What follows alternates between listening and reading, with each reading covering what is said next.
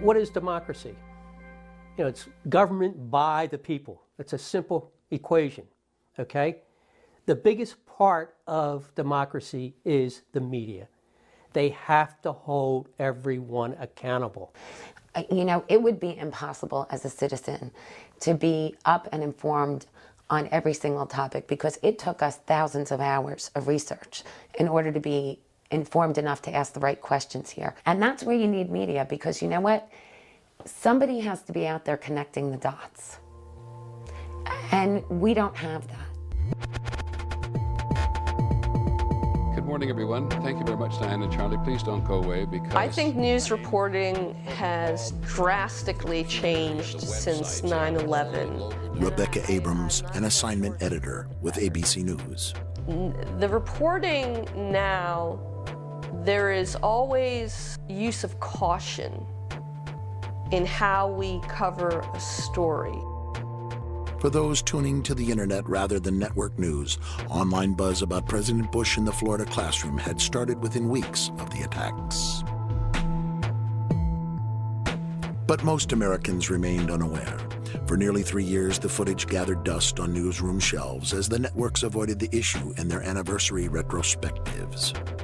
ABC News is going to be with you all day long, bringing you the events of the day, starting with the memorial here. They seemed to go out of their way to avoid exposing the president's lack of response. The president thought for a second or two about getting up and walking out of the room, but the drill was coming to a close and he didn't want to alarm the children. Instead, Bush pauses, thanks the children. Thank you also very much for showing me your reading skills. And heads for the empty classroom next door. This is Michael Moore.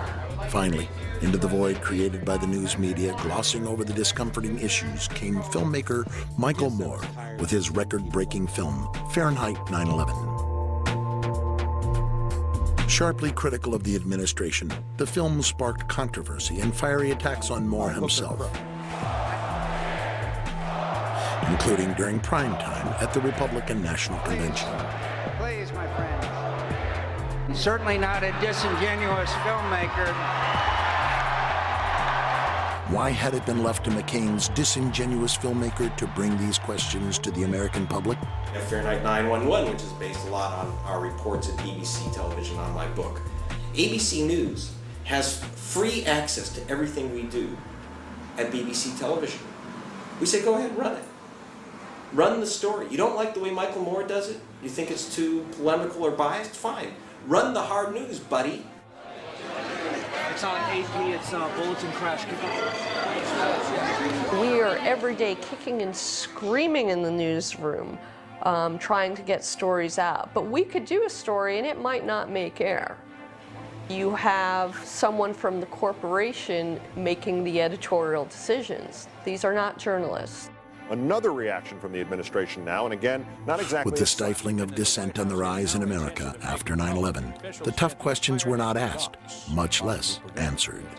You know, there was a time in South Africa that people would put flaming tires around people's necks if they dissented.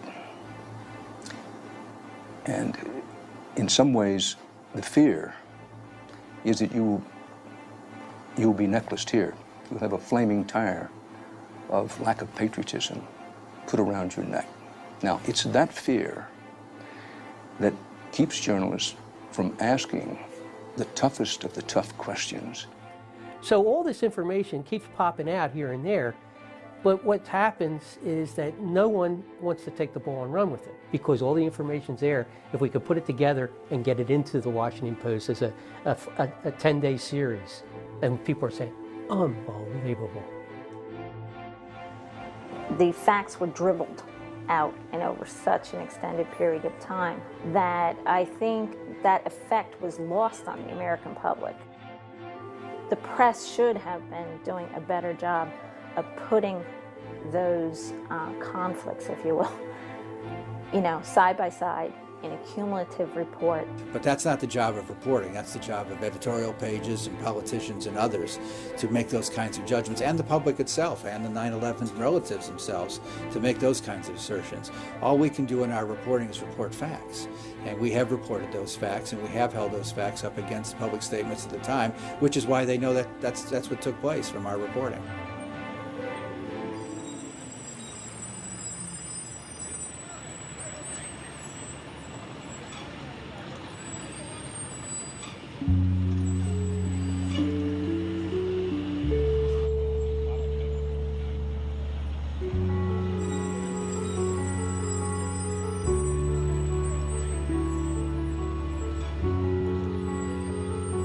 This is a scandal of tremendous proportions. It makes Watergate look small.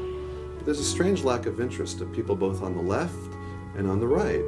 Nobody seems to want to uncover the truth and just follow leads wherever they may go, because I think that goes to a lot of really damaging places.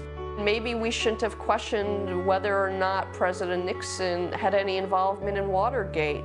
Maybe we should have just accepted that story. Maybe we should have accepted the story that President Clinton had no involvement, had never had sex with that woman, Miss Lewinsky.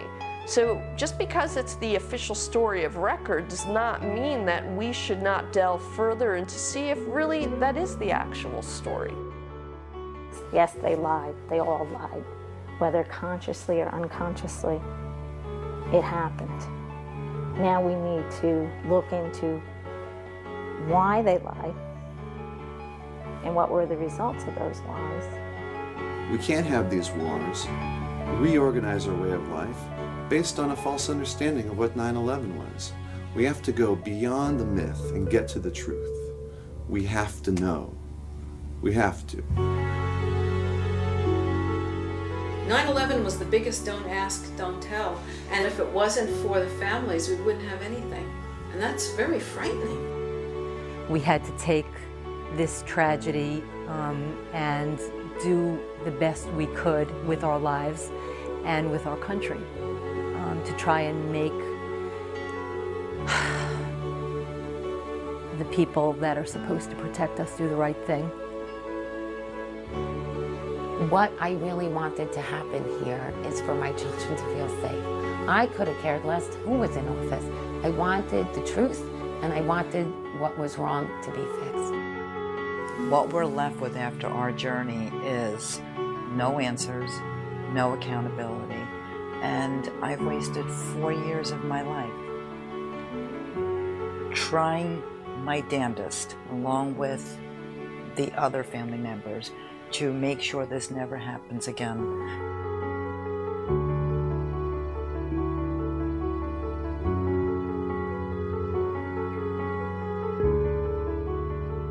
Let me just say something real quickly about my son, please. On the wall in his room, it said, "Knowledge is power." I am only doing this for one reason and one reason only, to carry on his legacy. I'm so pissed off at the American people. I'm so pissed off at this government because of this cover-up.